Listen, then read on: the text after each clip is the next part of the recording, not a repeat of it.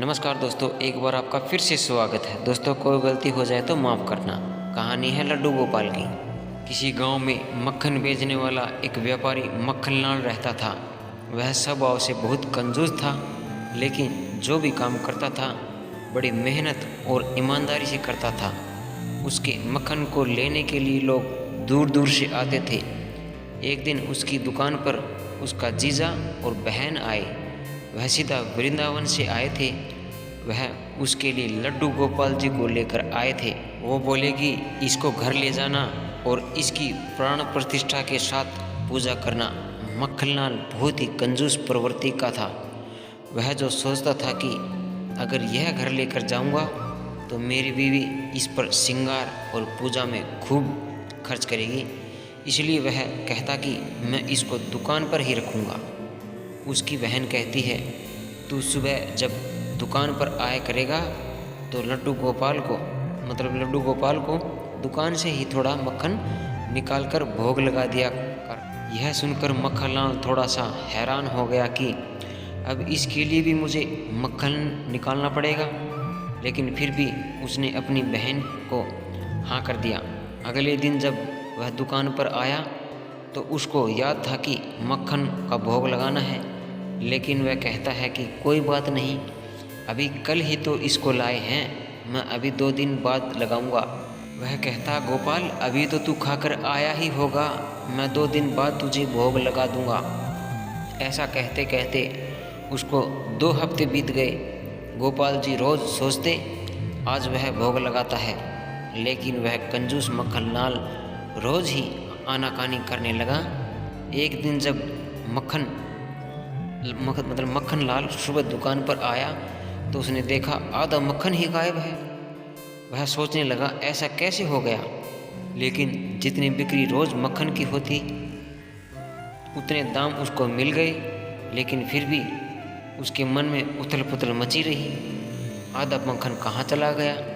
अब तो रोज़ का यही नियम हो गया, आधा मक्खन रोज़ गायब हो जाता था। मक्खनलाल को बहुत चिंता हुई। वह सोचने लगा कि आज रात को मक्खन कौन लेकर जाता है। ऐसे ही उस दिन वह दुकान पर रुक गया। आधी रात को देखता है कि एक बालक मक्खन को मटके के पास बैठकर दोनों हाथों से मक्खन खा रहा है। मक्खनलाल हैरान हो गया कि यह बालक कहाँ से आया है, कौन इसको लेकर आया है, इसकी मैया बाबा कहाँ हैं और यह दोनों हाथों से मक्खन खा रहा है जैसे इसी की दुकान हो। उसको बहुत गुस्सा आया। वह जाकर उस बालक को पकड़ता है और कहता है, अब नहीं छोड़ूंगा। तो वह बालक दोनों हाथों से तब भी मक्खन खाता रहता है।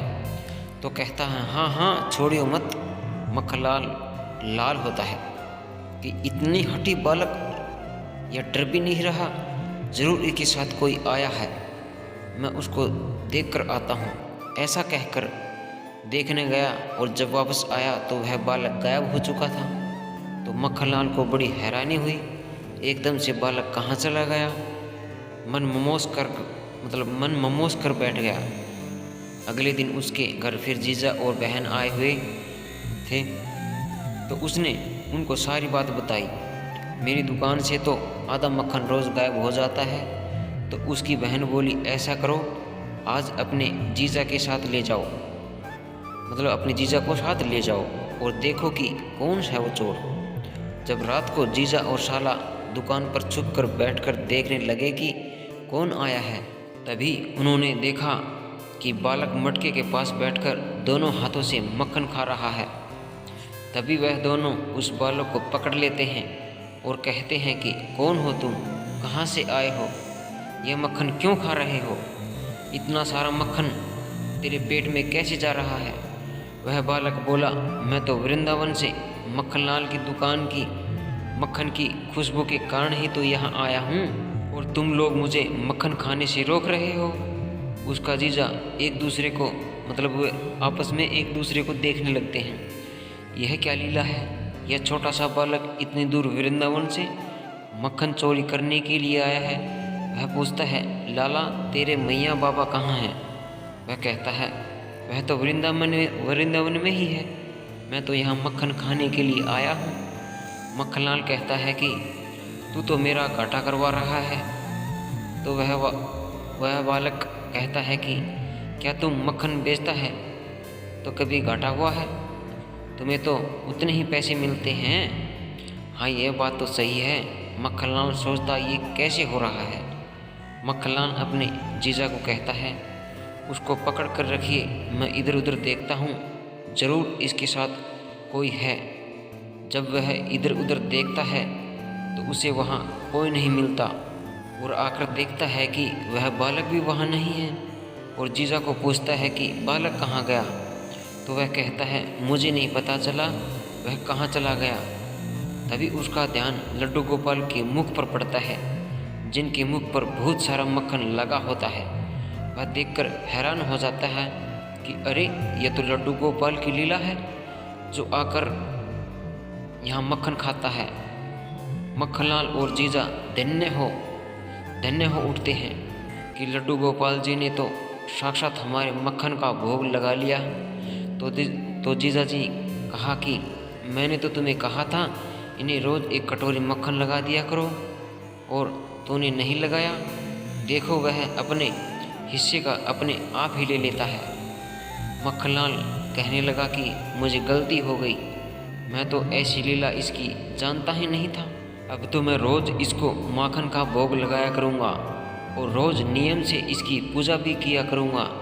ऐसे है हमारे लड्डू गोपाल, जो उनको चाहिए वह प्यार से नहीं, छीन कर भी ले लेते हैं, चोरी कर कर भी ले लेते हैं। क्योंकि मक्खनलाल की ईमानदारी और मेहनत की कमाई थी। चाहे वह कंजूस था, लेकिन उसके मक्खन की खुशबू में मेहनती ईमानदारी थी। इसलिए गोपाल जी वृंदावन से माखन खाने के लिए मक्खनलाल की दुकान पर खींचे चले आए। ऐसे है हमारे लड्डू गोपाल। बोली लड्डू गोपाल की जय, राधा रानी सरकार की जय। दोस्तों, आपको यह वीडियो कैसी लगी? उम्मीद है अच्छी लगी होगी।